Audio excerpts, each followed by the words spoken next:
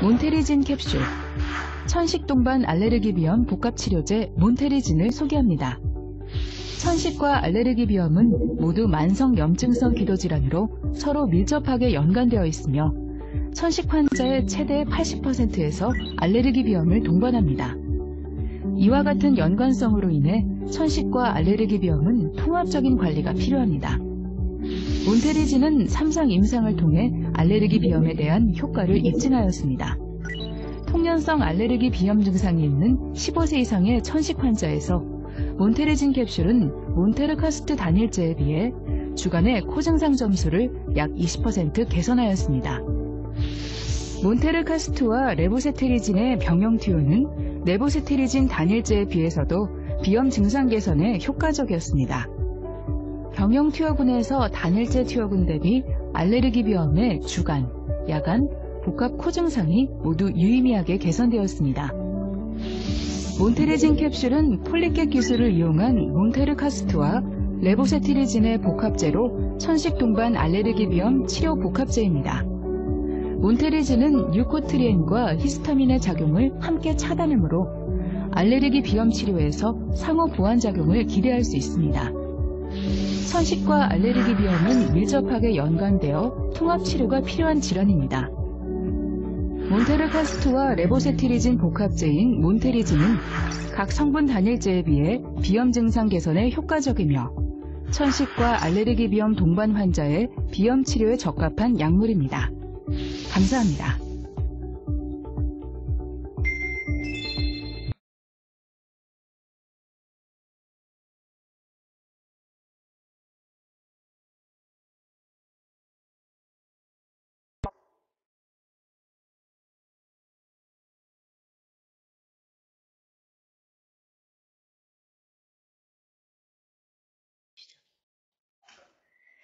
안녕하세요. 요즘 굉장히 좀 힘든 시기에 이런 강의 기회를 주셔서 감사합니다.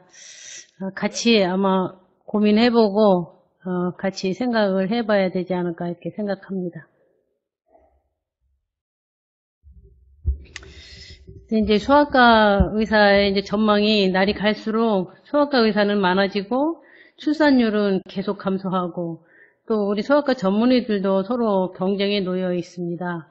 다른 과들도 소아과 진료를 하고 예방접종도 다 하니까 날이 갈수록 이제 또 보험 재정 문제도 있고 그래서 그 하정훈 원장님께서 요즘에는 정상적인 방식으로 운영을 하면 굶어 죽기 딱 좋은 게 소아과다 이렇게 말씀하셨죠. 앞이 캄캄하죠. 그리고 우리나라뿐만 아니라 미국도 이 소아과를 하면 심각하다 하는 말은 똑같이 하고 있습니다. 그래서 우리가 어떻게 살아야 되는가 하는 거를 한번 생각해 봤어요. 우선 소아과가 그냥 태어나는 게 아니고 산부인과에서 아기가 태어나서 이제 오기 시작하기 때문에 평소에 산부인과 의사와 그 소통이 상당히 중요하지 않을까 한번 모두 아시고 계시지만 그래도 산부인과 의사와 좀 친하려고 노력을 하는 게 어떨까 이제 그런 생각이 들고 그리고 또 전 임신이 이제 무슨 문제가 있다든지 아이가 뭐 유산이 됐다든지 또 사산했다든지 출생 후 사망을 했다든지 이제 다른 문제가 있어서 이제 아이가 잃었다든지 이런 여러 가지 선천성 기형 아니면 다른 대사질환으로 인해서 이제 어떤 병력이 있는 그 가족에서는 특히 이제 이런 거에 또 신경을 좀 많이 써야 되겠죠. 그리고 임신 중 이제 엄마들이 외래 오시면 임신 중에 기형아를 예방하기 위해서 엽산 투여하는 정도는 좀 물어봐도 소아과 의사로서 좀 좋지 않을까 싶고요. 그리고 이제 발달이 떨어진다든지 얼굴 모습이 좀 정상에서 벗어난 아기가 있을 경우 또 여러 가지 기형이 있을 경우 또는 유전병이 있을 경우에 우리가 좀 방심하기 쉬운 것이 가계도 분석이거든요.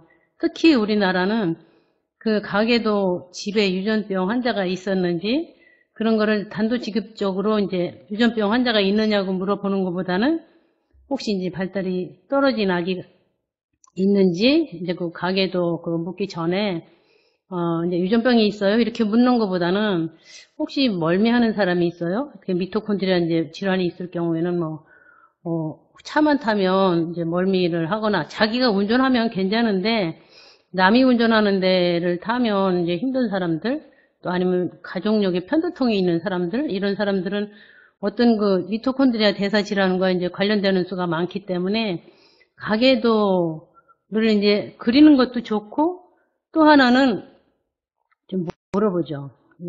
가족력에 대해서 상당히 저도 이제 외국 가서 제일 먼저 이제 문제가 됐던 것이 가계도를 물어보지도 않고 가계도를 쉽게 그리지도 않는 그런 버릇이 있었습니다.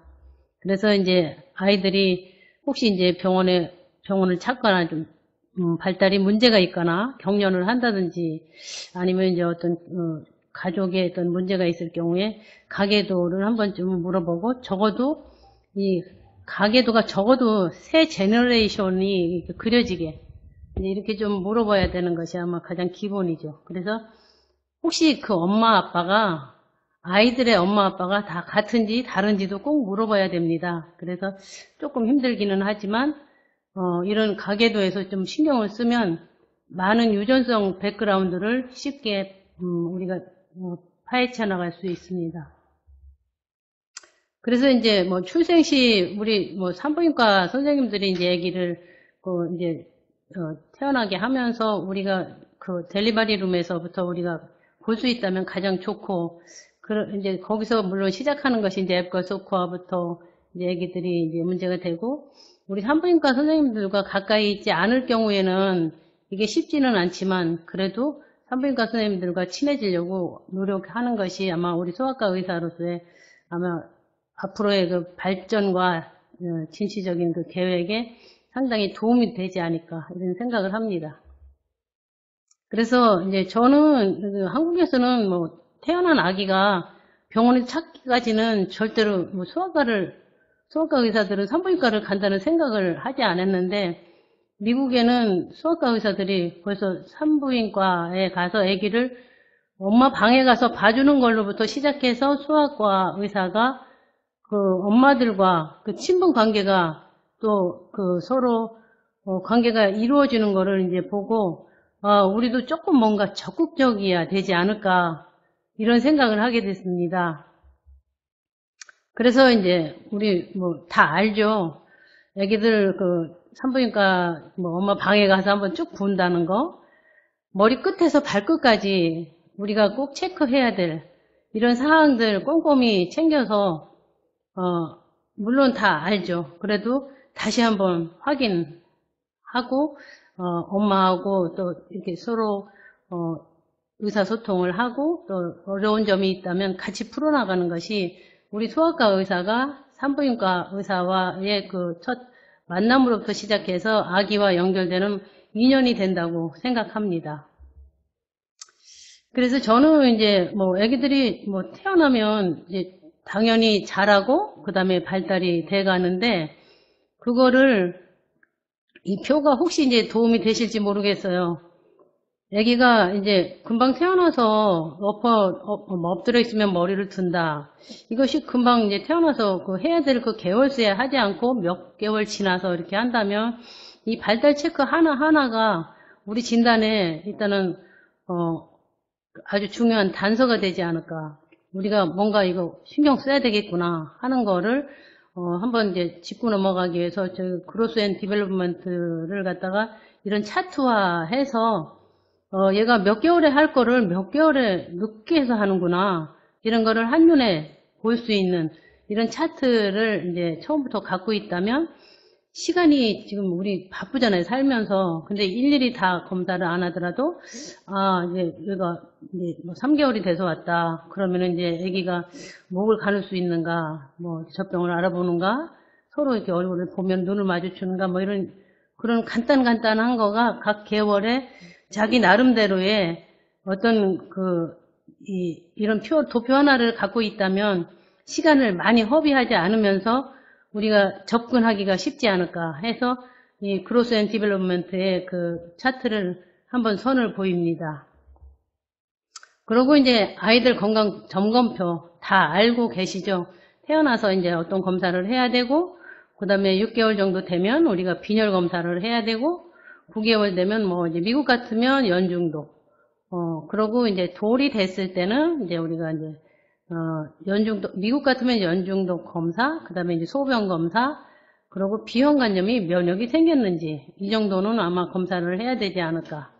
그리고 그 이외에 우리가 이제 아기 연령에 따른 기본적인 검사, 지도에 상당히 도움이 주는 이 건강 점검표가 각 이제 좀 준비하면 좋겠어요. 그리고 아이들이 태어나서 이제 체중이 한 2배가 되는 거는 한 4개월 정도면 2배가 되면 우리가 잘 자라는구나. 또 키는 이제 얼마가 되면 정상으로 잘 자라겠구나. 이런 거를 우리가 다 일일이 하지 않아도 대강은 우리가 큰 그림에서 아이가 내가 자세한 검사를 하지 않아도 아이가 좀 잘 자라고 있네? 이렇게 이제 우리가 판단을 하는데 도움이 되는 표입니다. 그래서 혹시 이제 청구가 된다면 한번 다음에 확인 바랍니다. 그래서 이제 저희 손자인데요.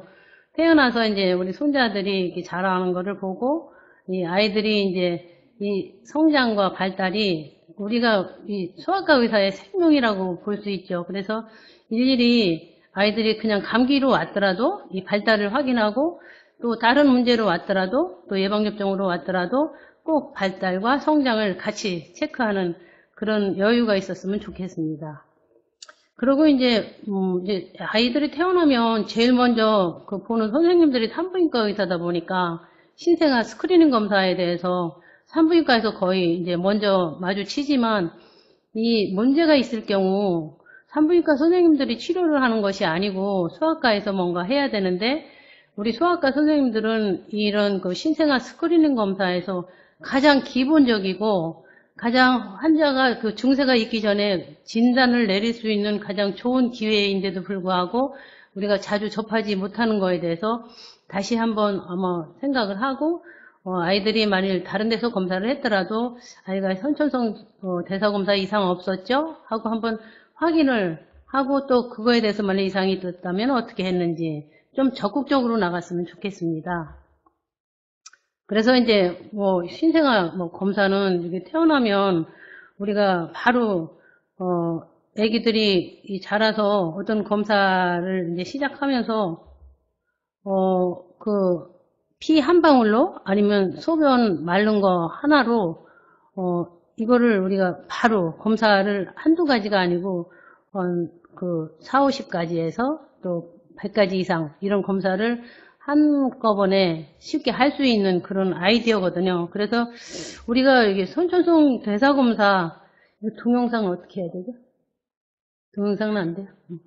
그래서 이 지금 아이들이 발 뒤꿈치에서 뽑는 피 한 방울, 그 다음에 소변 묻힌 그 필터 페이퍼 하나가 애기들한테 상당히 아마 중요한 역할을 하기 때문에 마른 피 한 방울, 그 다음에 마른 소변 한 스틱 정도가 애기들 그 검사에 상당히 여러 가지 검사를 할 수 있다는 그 아이디어를 잊지 마시기 바랍니다. 그래서 이거는 우리가 이제 요즘은 신생아 스크리닝 검사를 할 때 애기 피에서 추출한 그 물질에 그 무게를 재는 것이 텐덤 질량 분석기라는 이제 그런 것이 이제 작년부터 모든 신생아 스크리닝 검사가 이제 국비로 이제 지원되고 있기 때문에 우리 소아과 선생님들은 무조건 이거는 확실하게 알고 계셔야 된다고 생각합니다. 물론 이제 이것이 1962년에 그 미국의 닥터 라버트 가슬이라는 사람이 신생아 스크리닝 검사를 처음 시작했지만 그때는 박테리아를 키워서 그게 이니비션 되는 걸 가지고 우리가 이제 진단을 내렸지만 요즘은 2분이면 아기 피 속에 들어있는 그 성분이 무게로 나타납니다. 그런데 이런 신생아 스크리닝 검사 자체가 확진은 아니고 어떤 물질이 이제 무게로 나타나니까 그 무게가 같은 것이 있다면 그거를 감별해야 되는 것이 이제 우리 소아과 선생님들이 아이디어로 이제 그 다음 단계로 넘어가야 되겠죠. 그래서 이제 아까 말씀드린 대로 텐덤이라는 말은 2번이란 뜻입니다. 무게를 피 속에 들어있는 무게를 2번 잰다고 해서 텐덤이라는 말이 붙었고 그 다음에 이런 2번 잴 때 그냥 혈액에서 물질을 이온을 띈 다음에 한 번 재고 한 번은 가스를 충족을 시켜서 깬 다음에 또 한 번 재고, 그래서 2번을 물질을 잰다. 이래서 이제 텐덤이라는 말이 나왔습니다. 그래서 이게 이제 남의 일이 아니고 우리 수학과 선생님들도 이거에 대해서 절대적으로 관심 두고 여기에 이상이 있을 경우에 대처해 나갈 수 있는 능력이 있어야 된다고 생각합니다. 그래서 이제 요즘 그 신생아 스크리닝 검사를 확실하게 우리 수학과 선생님들은 기본적으로 아마 좀 관심 두고, 또 아이들이 신생아 때 하지 못했더라도 조금 늦게 했더라도 발달이 떨어지거나 늦거나 경련, 정신지체 이런 환자들이 있을 경우에 한 번쯤 다시 생각하는 것이 우리 소아과 선생님들이 할 일이 아닌가 생각합니다. 그래서 실제 이제 신생아 스크리닝 검사를 하면 거의 첫 번째 스크린보다 이제 두 번째 스크린이 상당히 이제 위양성이 이제 좀 덜하긴 하지만, 거의 이런 검사를 했을 때 갑상선 기능 저하, 부신 피질 문제, 그 다음에 갈락토스 혈중, 그 이외에 대사질환 검사를 했는데 대사질환이 아니고 포토시스테믹 션트까지, 또 이제 비오티니데이스라는 효소를 측정하면은 원인을 알 수 없는 그런 경련을 쉽게 치료할 수 있는 그런 계기가 될 수도 있습니다. 그래서 이런 검사를 하다 보면 우리가 먹고 사는 것이 3대 영양소, 아미노산, 유기산, 요소회로, 지방산 이런 거를 거의 대부분 일단 스크린 가능하기 때문에 이런 검사가 피 한 방울로 다 될 수 있다는 이 아이디어 때문에 우리 수학과 선생님들이 환자들의 문제가 생길 때 접근하는 방법으로서 가장 기본적이라고 생각합니다.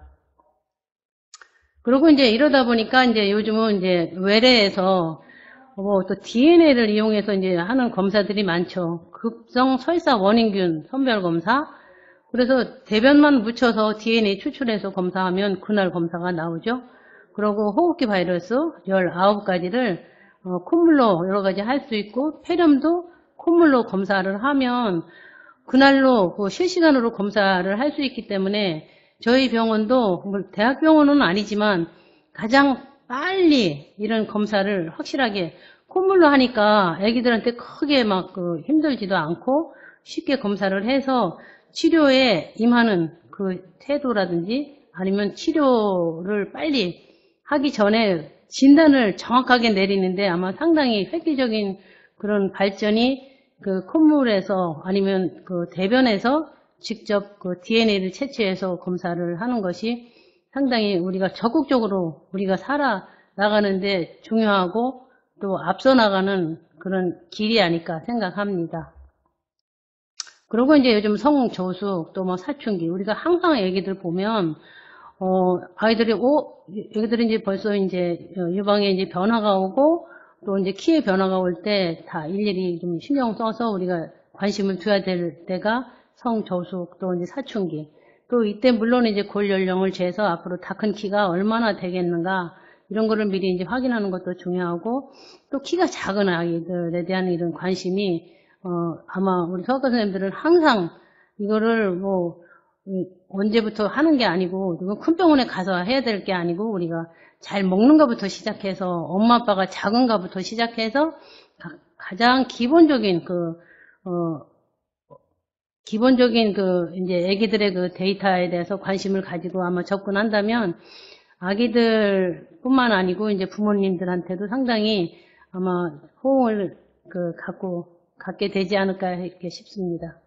그래서 이제 또 너무 안 크는 애, 또 엄마 아빠가 워낙 작은지 또 몸무게가 안 나가는지 아니면 너무 이제 또 뚱뚱한지 이런 비만에 대해서 우리가 할 일은 상당히 많다고 생각합니다. 그냥 너무 좀 뚱뚱하네 이렇게 끝날 게 아니고, 왜 뚱뚱할까?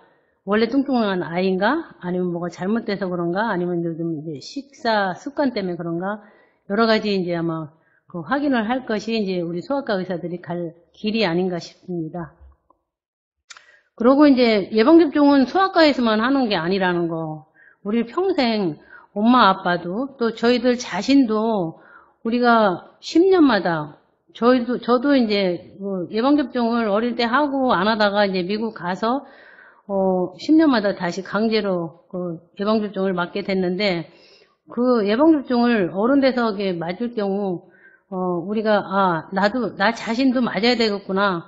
또 우리 어머니 아버지도 맞춰드리고, 그 다음에 우리 아이들도 예방접종이 그 추가 접종을 신경 써서 해야 되겠구나. 성인들 예방접종을 우리가 소아과에서 끝낼 것이 아니고 계속 지속적으로 아이들 부모 아니면 우리 가족들 모두 예방접종에 대해서 아마 신경 쓰면 어떨까.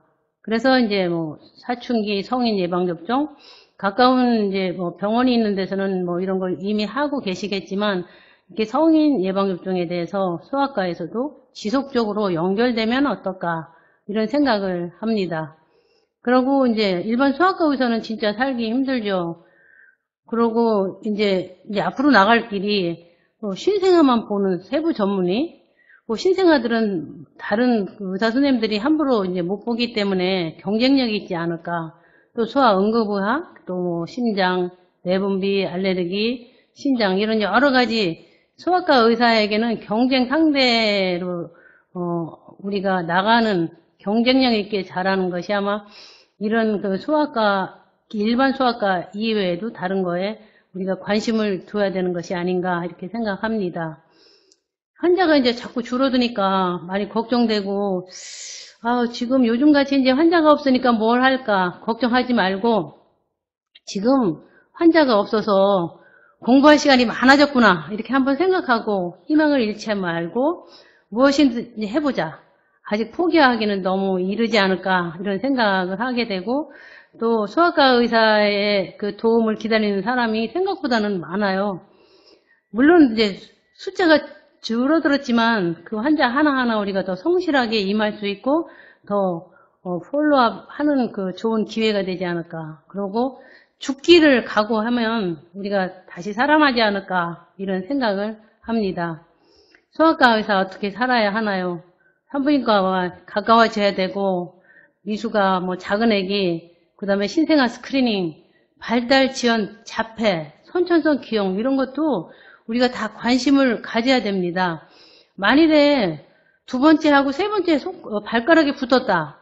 그러면 얘가 자라서 혹시 얘가 정신지체에 또 발달 지연이 오지 않을까 이런 것도 생각해야 되고 만일 우리가 두 번째, 세 번째 발가락이 붙었다면 스미스 램니 오피지 증후군을 만일 발견한다면 콜레스테롤 계란 노른자만 먹여도 애기 상태가 엄청 좋아지는 그런 이제 길이 있잖아요. 그리고 얼굴 모습이 조금 이제 이상한 환자를 접근하는 방법도 우리가 익혀야 된다. 그리고 앞니가 인사이저가 이제 한 개가 아니고 이제 보통은 2개 해야 되는데 이제 1개가 있는 사람은 그것만 보고도 얘는 머리가 통짜 머리겠구나. 머리가 둘로 갈라지지 못하고 앞으로 발달 지연이나 아니면 경련을 일으키겠구나.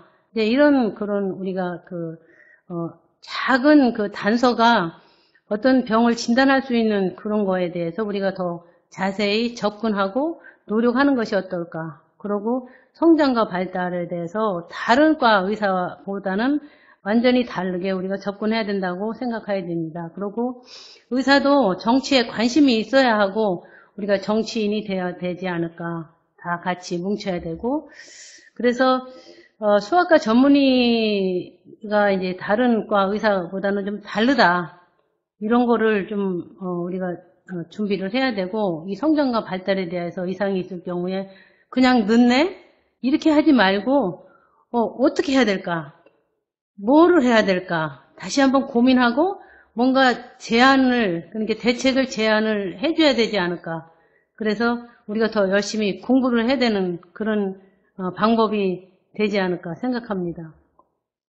그래서 이제 초음파는 제가 일본에 가니까 오사카 대학에는 소아과 의사가 초음파 못하는 의사가 단 한 명도 없는 걸 보고 저는 그 20년 전부터 초음파를 시작했거든요. 그래서 소아과 의사들은 앞으로는 초음파는 기본, 청진기만큼 쓸 줄 알아야 되지 않을까 이런 생각을 하게 되고 또 한국은 너무 좁으니까 중국이라든지 베트남이라든지 되는 대로 어딘가 우리가 영역을 넓혀가야 되지 않을까 생각합니다.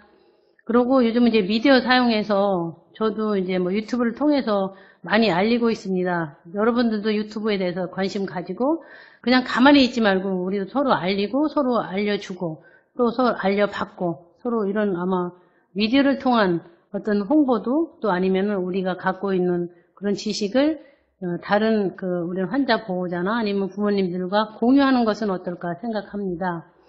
그리고 죽을 때까지 한번 배워야 하는 거, 또 아는 것이 힘이라는 거, 또 아는 것이 또 돈이 될 수도 있습니다. 열심히 한번 해보는 것이 어떨까요? 배우는 데는 국경이 없습니다. 내가 배우고자 하는 데는 어디든지 찾아갈 수 있는 그런 자세가 있어야 된다고 생각합니다. 그래서 여러분들이 지금 좌절할 때가 아니고 우리가 공부할 때다 이렇게 생각을 합니다. 그리고 우리가 요즘은 인터넷이 상당히 좋습니다. 우리하고 이 맞는 그런 인터넷들은 브라이트 퓨처 이쪽으로 좀 들어가 보면 우리가 단순하게 소아과 또 소아과에서 청소년과 거기에서 이제 우리는 이제 사춘기를 지나서 오는 청소년들을 어떻게 다뤄야 되는지 어떻게 앞으로 길잡이가 되는 그 길을 모색해야 되는 데가 브라이트 퓨처라는 이런 웹사이트 또 얼굴이 이상하게 생긴 그런 환자들을 봤을 때 그 포숨이라는 그 웹사이트로 들어가면 그 의사 선생님들이 보신 그 여러 가지 소견을 갖다 집어넣고 이거와 관련되는 병은 어떤 것이 있는가 한번 체크하고 또 그거를 찾아보는 것도 상당하게 이제 도움이 되는 겁니다. 그래서 유전병에 대한 것뿐만 아니고 우리가 모르면 인터넷이라도 아마 뒤져보면 우리의 길이 여기서 또한 볼 수가 있는 여러 가지 가질 수 있는 정보가 있다고 생각합니다. 그래서 여기 지금 이제 여기 보건소에서 일어난 그 황당한 일이라고 이게 인터넷에 나왔는데 이제 아기가 선천성 대사질환을 하기 위해서 갔는데 한 번도 이 선생님이 이런 거를 해보지 않았기 때문에 책을 펴놓고 아기 다리를 이제 찔러서 그걸 보고 너무 당황한 그 보호자가 이거 진짜 의사 선생님들한테 믿음이 가지 않는다. 책을 펴놓고 아기를 진찰하는 거는 이건 아니다. 이런 말씀을 하시는 동영상을 제가 잠깐 소개해 드렸습니다. 공부만 하려고 하면 환자가 오네? 이런 자세로 우리 열심히 한번 공부하고 우리가 아는 것보다도 어떤 의미로는 모르는 것이 더 많지 않을까 이런 생각을 하게 됩니다. 그래서 가만히 있는 것보다는 뭔가 하려고 하고 답답하면 또 우리가 더 공부하려고 하는 그런 자세가 아마 중요하다고 생각합니다. 글쎄요, 이제 지금 이제 코로나 바이러스가 온 그냥 세계를 갖다가 휩쓸면서 우리 소아과 의사 선생님들한테 너무 큰 타격을 주고 우리 자신도 이제 움츠러들고 많이 힘들 이런 이제 시대에 우리가 코로나 바이러스 걸리지 않게 모두 건강 조심하시고 열심히 공부하시기를 바랍니다.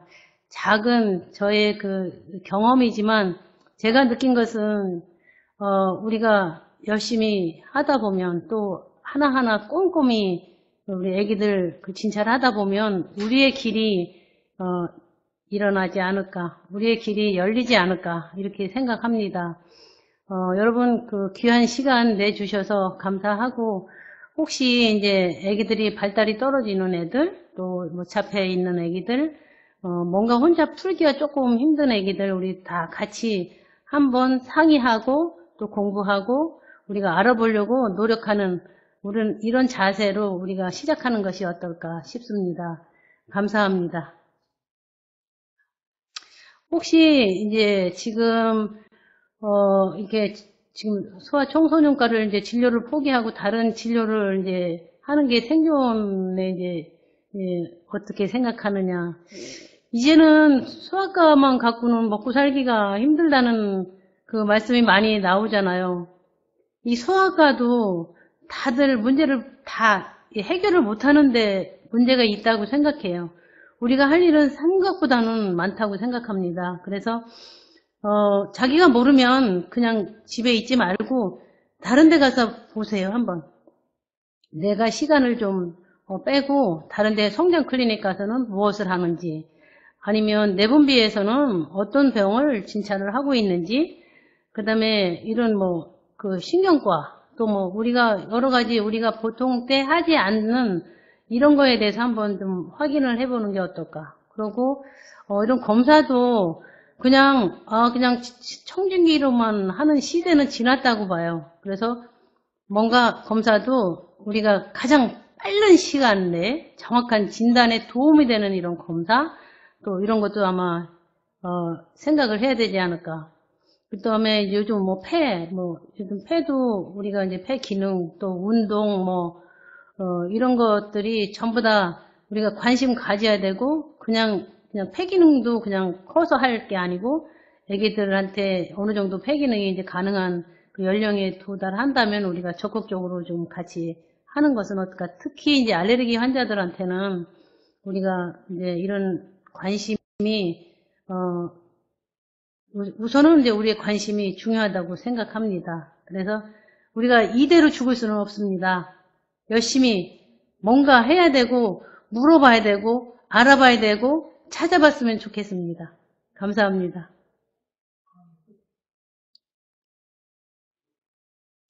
초음파를 저는 어떻게 배웠냐면, 이제 한번 그 큰 병원에 가서 그 초음파를 배우고 싶어서 왔다고 그랬더니 그냥 금방 쫓겨났어요. 우리 이거 갖고 먹고 사는데 어떻게 그런 걸 배우러 왔다고 되게 혼나고 왔어요. 그런데 제가 어떻게 배웠나 하면, 초음파 하는 선생님들이 생각보다 많은데, 저는, 그 외과, 그 의사들이, 요즘은 초음파를 못하는 선생님들이 안 계셔요. 그래서 외과 초음파 학회를 다녀요. 그 외과 초음파 학회를 다니면 뭐가 좋은가 하면, 어떤 초음파 소견과 실제 수술 소견과 이거를 맞춰볼 수 있는 좋은 기회가 되고, 거기에 가면 핸드온 코스라고 그래서 직접 그 초음파를 직접 개인적으로 배울 수 있는 그런 기회도 있고, 중요한 거는 지금 우리가 너무 늦지 않았을까. 그래도 지금 빨리 초음파를 배우는데, 초음파를 하면 좋은 점은 일단 금방 태어난 아기가 무슨 이상이 있을 때 바로 대응을 할 수 있고, 이 초음파 자체는 애기들한테 해롭지도 않잖아요. 그리고 이 초음파 때문에 또 우리가 요즘은 또 보험이 되는 것이 많고, 그 보험 수가가 우리가 실제 옛날에 보험 수가가 되기 전보다도 훨씬 초음파 값이 괜찮게 되어 있습니다. 그래서 초음파를 아마 심장 초음파뿐만 아니고 뭐든지 단계적으로 하나씩 하면 됩니다. 그리고 이제 대구에 가면 김일봉 내과에는 그 초음파 코스를 직접 개인적으로 가르치는 데도 있고, 외과 초음파 학회가 있고, 그 다음에 이제 어디든지 초음파 학회를 쫓아다니고 좀 해보고, 또 책도 보고, 실제 초음파 하는 데를 한번 가보면 어떨까 싶어요. 그래서 그냥 책 보면 알 것도 같고, 또 실제 해보면 좀 답답하기도 하고, 또 초음파 그거를 갖다가 어떻게 해야 이게 영상이 잘 나오는지, 이런 조금의 어떤 요령, 이런 거를 아마 쫓아다니면서 배우는 게 어떨까 싶습니다. 예, 감사합니다. 외국 시장에 나가서 이제 면허가 제한적이긴 한데, 외국에 나가서 이제 그 나라에 가서 면허를 얻을 수가 있어요. 우리나라 이제 의사 면허를 가지고, 우리나라 이제 어느 나라에 이제 갈 건가 가서, 저는 이제 중국 쪽으로 이제 많이 갔고, 몽고에도 가니까 우리가 거기 가서 환자를 본다고 그러면은 그 나라에 제도가 얼마든지 열려 있어요. 그래서 그 나라에서 어떻게 하면 그 나라에서 환자를 볼 수 있는가, 그거를 한번 알아보는 것도 아마 중요하지 않을까 싶습니다.